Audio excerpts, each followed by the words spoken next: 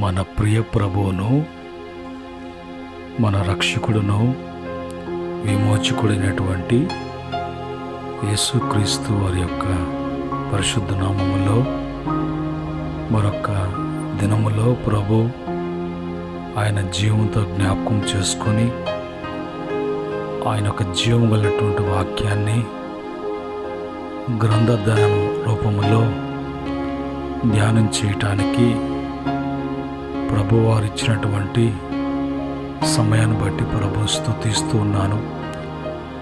ఈ యొక్క గ్రంథ ధ్యానాలు చేస్తుండగా వింటూ వాక్యం చేత బలపడుతున్నటువంటి బిడలకు ప్రభు పేరట మీకు వందనాలు, ప్రభు పేరట మీకు శుభములు తెలియజేస్తున్నాను. ప్రియమైన దేవుని బిడ్డ, ఈ యొక్క సమయంలో మనము 2వ కీర్తన 4వ చరణానికి వచ్చాం. ఈ 4వ చరణాన్ని మనము ప్రభు సన్నిధిలో ప్రార్థనాపూర్వకంగా మనం ధ్యానం చేద్దాం. ఇక్కడ రాయబడినటువంటి మాటలు, ఆకాశమందు ఆసీనుడగువాడు నవ్వుచున్నాడు, ప్రభు వారిని చూచి అపహాసించుచున్నాడు. పరిశుద్ధుడైనటువంటి మా తండ్రి, ప్రేమ కలిగినటువంటి మా ప్రభువా, ఈ సమయంలో నీ దాసును బలపరిచి మరుగుపరిచి నాయనా నీ మాటలను ధ్యానం చేస్తున్నాం, మీ గ్రంథాలను ధ్యానం చేస్తున్నాం. మా కొరకై వ్రాయించి ఇచ్చినటువంటి మాటలను నీ సన్నిధిలో మేము ప్రభా ఇదిగో నేర్చుకుంటూ ఉన్నాం. మీరు సహాయం చేయమని యేసుక్రీస్తు నామములో అడిగి వేడుకుంటున్నాము తండ్రి, ఆమేన్. ప్రియమైనటువంటి దేవుని బిడ్డలారా, ఈ యొక్క రెండవ కీర్తన 4వ చరణానికి మనం ఈ దినాన్ని వచ్చాం. ప్రభువుని గురించి మరి రాయబడినటువంటి మాట ఏంటంటే, ఆయన ఆకాశమందు ఆసీనుడగు దేవుడు. ఆకాశము, మహాకాశము, పట్టజాలినటువంటి ఆకాశంలో ఆయన ఆసీనుడుగా ఉన్నాడు. ఆయన మరి వేవేల దూతల చేత 24 మంది పెద్దల చేత ఆయన చుట్టూ ఉన్నటువంటి ప్రభావము ఆయనను ఆరాధిస్తూ, ఆయన ఘనపరుస్తూ, ముఖస్తుతి చేస్తూ, ఆయన పాదముల ఎదుట సాష్టాంగ నమస్కారం చేస్తూ, నీవే గనుడవు, నీవే ప్రభావం కలిగినటువంటి వాడవు, అయా నీకు మించినటువంటి దేవుడు నాయన లేడు అన్నట్టుగా ఎప్పుడు కూడా ఆయన ఘనపరచబడుతూ, ఆరాధించబడుతూ, మహిమపరచబడుతున్నటువంటి ఆ పరిశుద్ధుడు భూలోకంలో ఉన్నటువంటి నరులను చూచి ఆయన నవ్వుచూ ఉన్నాడు, అపహాస్యము చేయుచున్నాడు. ఎందుకు అంటే మొదటి 3 చరణాలలో ఉన్నటువంటి మనుషులు ఎలాంటి వారంటే, వాళ్ళు అల్లర్లు రేపుతూ, అలజడులను సృష్టిస్తూ, మరి ఘోరాలు, నేరాలు జరిగే విధముగా మరి వాతావరణము వాళ్ళకి అనుకూలంగా మరి లోబర్చుకోవటానికి లోబడనే కారణాన్ని బట్టి అల్లర్లు రేపేటువంటి వారు. 2వ గుంపు ఎలాగుందంటే, దేవుని మీదకి, దేవుని యొక్క సేవకుల మీదకు, దేవుని బిడ్డల మీదకు తిరుగుబాటు చేసేటువంటి వారు. వీళ్ళు ఈ విధంగా చేస్తూ లోకములో మరి చలామణి కావాలని వాళ్ళు ప్రయత్నిస్తూ ఉన్నారు. అలాగా వాళ్ళు చేస్తే వాళ్ళు అనుకున్నటువంటి వాటిని అన్నిటిని కూడా సాధించగలమని, వారికి తిరుగు అంటూ ఏది లేదని విర్రబీగుతున్నటువంటి విరిజనాలు. అయితే ప్రభు వారిని చూసి, మరి సర్వ సృష్టికర్త అయినటువంటి దేవుడు అలాంటి వారిని చూసి ఆయన నవ్వుచూ ఉన్నాడు. ఆయన అపహాస్యము చేయుచున్నాడు. ఆయన సమస్తము ఆయన ఆజ్ఞ లేనిదే, ఆయన సెలవు లేనిదే. మరి ఈ యొక్క భూమిలో ఉన్నటువంటి సర్వ సృష్టి కానీ సర్వ కార్యాలు కానీ ఆయన సెలవు లేనిదే ఏది కూడా జరగటానికి మరి ఆస్కారం లేదు. ఆయన అనుమతి ఇస్తేనే ప్రతిదీ కూడా జరగాలి. ఎందుకంటే వాటిని కలుగు చేసినటువంటి వాడు వాటిలో జీవముండి జరిగించే వారినిగా చేసిన వాడు ఆయన. అలాంటి దేవుని మీద తిరుగుబాటు చేయవచ్చా? అలాంటి దేవుని మీద వాళ్ళు అల్లర్లు, అలాంటి దేవుని యొక్క బిడ్డల మీద అల్లర్లు అలజడులు రేపచ్చా? దేవుడు తలుచుకుంటే, దేవుడు అనుకుంటే, వాళ్ళ విషయంలో ప్రభు ఆలోచిస్తే వాళ్ళు ఏమైపోతారు? ఆయన కోపము నిమిషం మాత్రం ఉండును, ఆయన దయ ఆయుష్కాలం అంతయు ఉండును అని దేవుని వాక్యము సెలవిస్తూ ఉంటే, ఇలాంటి వెర్రి జనాలు, వెర్రి ప్రజలు, లోకంలో ఉన్నటువంటి మరి అధికారాలు, పలుకుబడులు, వాళ్ళ యొక్క ఖండబలము, వాళ్ళ యొక్క బుద్ధి బలము, వాళ్ళకున్నటువంటి ఆస్తిపాస్తులు చూసుకొని విర్రవీగుతున్నటువంటి మనుషులు అనేక మంది ఉన్నారు. వాళ్ళు ప్రస్తుతము భూమి మీద వాళ్ళ వంశం కూడా లేకుండా తుడిచివేయబడినటువంటి కుటుంబాలుగా, జనాలుగా అనేక స్థలాలలో, అనేక ప్రదేశాలలో మనము వింటూ ఉంటాం, చూస్తూ ఉంటాం అలాగా జరగటం అనేది. అయితే వారిని గురించి ప్రభు చెప్పేటువంటి మాటలు ఏంటంటే, కీర్తన 37వ కీర్తన 13వ చరణం 12 నుంచి 15 వరకు చరణాలు చూసినప్పుడు, వారి కాలము వచ్చుచుండట ప్రభు చూచుచున్నాడు, వారిని చూచి ఆయన నవ్వుచూ ఉన్నాడు అన్న మాట మనము చదువుకున్నాం. ఇక్కడ వారి యొక్క కాలము, ఏ కాలము అంటే వాళ్ళకు చేసినటువంటి తప్పులను బట్టి, వాళ్ళు ప్రవర్తిస్తున్న ప్రవర్తన బట్టి వాళ్ళకు శిక్షా కాలము, వాళ్లకు అంతము సంభవించినదని వాళ్ళు గ్రహించకుండా వాళ్ళు కొనసాగిస్తూ ఉన్నారంటే వాళ్ళకు చెల్లుబాటు అవుతుంది అనేటువంటి అభిప్రాయంతో వాళ్ళు ఆ విధంగా చేస్తున్నప్పుడు, వాళ్ళ కాలము వచ్చుచున్నదని ప్రభు చూచుచు వారిని ఆయన నవ్వుచూ ఉన్నాడు. వాళ్ళకి ఏం జరగబోతుందో తెలియదు, కానీ వాళ్ళకు జరుగుతున్న విషయాన్ని గురించి, జరుగుబాటును గురించి ఆలోచన చేస్తున్నారు. కాబట్టి అలాంటి వారిని చూసినప్పుడు దేవుడికి నవ్వేస్తుంది, నవ్వు కలుగుతుంది. వాళ్ళు తిరిగి జరిగినప్పుడు హఠాత్తుగా మాయమైపోవటము,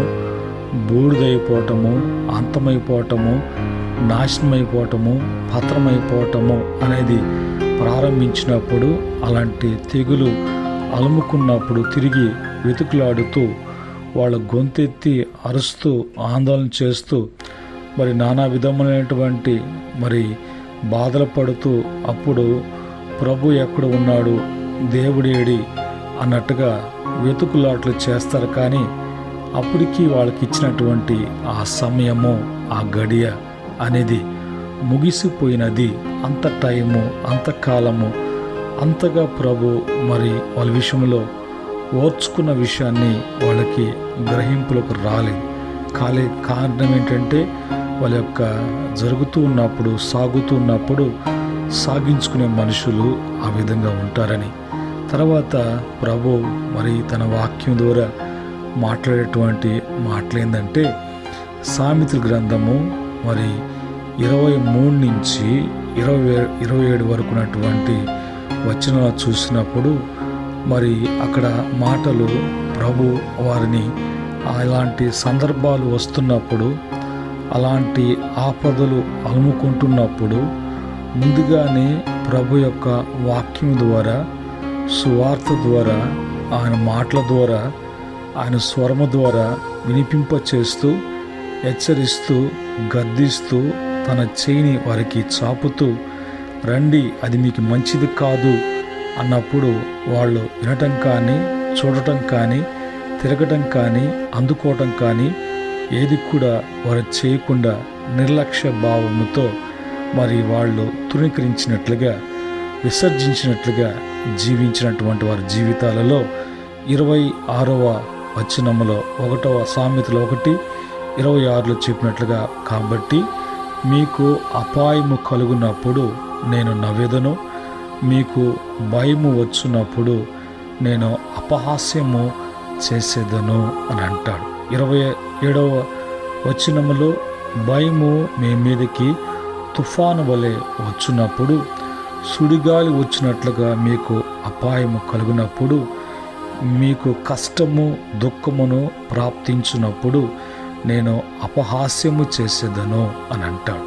అంటే ప్రభు వారికి ఇచ్చినటువంటి మరి జరగకముందే ప్రభు ఎంతగానో తన బిడ్డల విషయంలో ఆయన తపన పడుతూ ఉన్నాడో, ఎంత ఆరాట పడుతున్నాడో, అలాంటి స్థితి కలగకూడదు, అలాంటి వాటిలో చిక్కుకోకూడదు అని ప్రభు యొక్క ఆత్మ, ప్రభు యొక్క వాక్కు, ప్రభు యొక్క స్వరము ఎన్ని విధాలుగా అందించినా కూడా వాళ్ళకి లెక్కలేనటువంటి ఇదిగా ఉంది. కాబట్టి వాళ్లకు అలాగా మరి వచ్చినప్పుడు వాటి యొక్క ప్రభావం ఎలాగుంటుందో, దానివల్ల వచ్చేటువంటి మరి నష్టం ఎలాగుంటుందో వాళ్ళు తెలుసుకోవటానికి ప్రభు వాళ్ళ విషయంలో వారు మౌనం ఉండటమే కాకుండా అపహాస్యము చేయటం అనేది, నవ్వటం అనేది చేస్తారు. ఎందుకంటే చాలా వరకు దేవుని వాక్యాన్ని అపహాస్యము చేసి అది మరి నానా విధమైనటువంటి జోకులుగా మారుస్తూ మరి రకరకాలైనటువంటి పేర్లు పెడుతూ మరి ప్రభుని వెక్కిరించేటువంటి వాళ్ళు, మరి అపహాస్యము చేసేటువంటి వారు, దూషించేటువంటి వారు, దేవుని బిడ్డలై ఉండి దేవుని వాక్యం బోధిస్తూనే దేవుని ప్రజలై ఉండి దేవుని వాక్యం తెలిసిన భక్తులై ఉండి దేవుని వాక్యాన్ని అప్పుడప్పుడు వాళ్ళు మరి హాస్యానికి కూడా వాళ్ళు మరి ఉపయోగించే విధముగా ప్రవర్తిస్తున్నటువంటి మనుషులు చాలా వరకు ఉన్నారు. అలాంటి వారు కూడా ఇలాంటి వారి లిస్టులో కలపబడినటువంటి వారై వాళ్ళ అపాయాలు, వాళ్ళ జీవితాలలో దుఃఖాలు, వాళ్ళ జీవితాలలో నష్టాలు ప్రాప్తించడం అనేది వాళ్ళు చూస్తారు. ప్రభు యొక్క వాక్యాన్ని మరి ఎంత శ్రద్ధగా వినాలి, స్వయంగా దేవుడే మాట్లాడుతున్నప్పుడు ఎంత భక్తి శ్రద్ధలతో ఆ వాక్యాన్ని విని విశ్వసించి జీవితంలోకి అన్వయించుకోవటానికి ఎంత శ్రద్ధ వహించాలి. ప్రభువే స్వయంగా నేను కలుగు చేసిన సృష్టికర్తే నీతో మాట్లాడుతున్నప్పుడు, ఆయన మాటలు వినిపింప చేస్తున్నప్పుడు అలాంటి నిరీక్షణటువంటి జనాలుగా నిర్లక్ష్యంగా ఉండటం అనేది ఎంత మాత్రము కూడా అది మంచిది కాదని తెలుసుకోవాలి. అలాగనే మరి దేవుడే కాకుండా వాళ్ళ జీవితాలలో ఇర్మీయా గ్రంథము 19వ అధ్యాయము 8వ వచనములో ప్రభు అంటాడు, ప్రభు వాక్యం అంటూ ఉన్నది, కొన్ని సందర్భాలలో మరి వాళ్ళు ప్రవర్తించేటువంటి ప్రవర్తన ఆ ప్రాంతపు వారే, వాళ్ళు చేసేటువంటి కార్యాలను బట్టి ఆ కార్యాలే, వాళ్ళు జీవిస్తున్నటువంటి ఆ ప్రదేశాలలో ఆ మనుషులే వాళ్ళు మరి వారిని చూసి అపహాస్యము, విక్రింత పాలు చేసే విధముగా ప్రభు చేస్తారని మరి ఇర్మీయా గ్రంథకర్త ద్వారా 19వ అధ్యాయం, 24వ అధ్యాయం, 48వ అధ్యాయం, అలాగనే మరి సందర్భాలను బట్టి మరి 20వ అధ్యాయం, ఇట్లాగా ఈ అధ్యాయాలన్నింటిలో కూడా రాయబడిన ప్రభువే కాకుండా మరి ప్రభువుకు నువ్వు దూరమై పెడచోని పెట్టి ఇదైనా కూడా నేను ప్రయత్నిస్తాను, సాధిస్తాను అన్నట్లుగా ఉన్నప్పుడు ప్రయత్నించే ఆ యొక్క ప్రయత్నములో జరిగించేటువంటి ఆ స్థలములో ఉన్నటువంటి ఆ ప్రభావములో ఆ కార్యక్రమాలలో ఆ యొక్క జనుల మధ్య మరి ఎక్కడైనా సరే అవే నిన్ను అపహసించేటట్లుగా హాస్యము చేస్తూ విక్రింతల పాలు చేసేటువంటి విధముగా మరి జరిగేటట్లుగా ప్రభు చేస్తాడు. కనుకనే మరి బుద్ధి తెచ్చుకొని, జ్ఞానం తెచ్చుకొని బుద్ధిహీనులుగా భక్తిహీనులుగా ప్రవర్తించకుండా సృష్టికర్త మీదే తిరుగుబాటు చేయటమా? సృష్టిని యావత్తును కూడా మరి పరిపాలించేటువంటి రాజు మీదకే అల్లర్లు రేపటమా?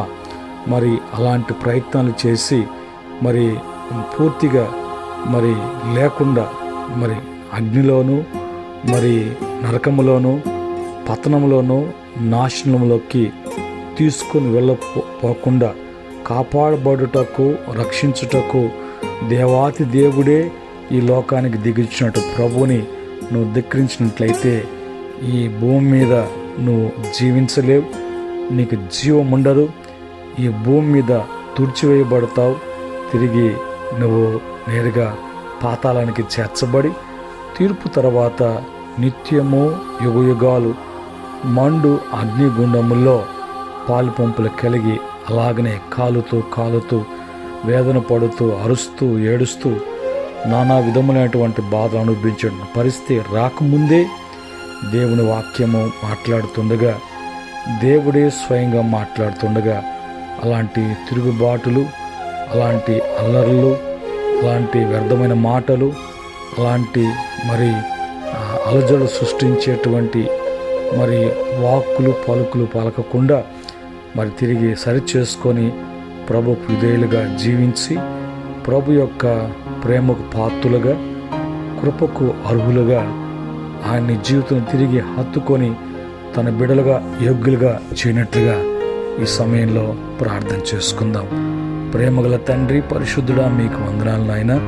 తిరిగి నా తండ్రి ప్రభా 4వ చరణం కూడా నీ కృపలో మేము ధ్యానం చేసినప్పుడు మేము దేవుని బిడ్డలమై ఉండి, అయా దేవుని ప్రజలమై ఉండి, దేవుని యొక్క సేవకులమై ఉండి, నీ పాత్రలై ఉండి మేమే కొన్ని సందర్భాలలో నీ మాటలను భక్తితో భయముతో నాయన వణుకుతో పలకవలసినటువంటి మాట్లాడాల్సిన మాటలను కూడా హేళనగా జోగ్గా హాస్యంగా పలికేటు నీ వాక్యాన్ని హాస్యంగా, నీ సేవను హాస్యంగా, ప్రభా నీ సన్నిధిని హాస్యంగా అపహాస్యము చేసే విధముగా అనేక ప్రాంతాలలో అనేక మంది బిడ్డలు ఆ విధంగా చేస్తూ వారి జీవితాలలో లేనిపోయినటువంటి కష్టాలు నష్టాలు తెచ్చుకుంటున్నారు నాయన.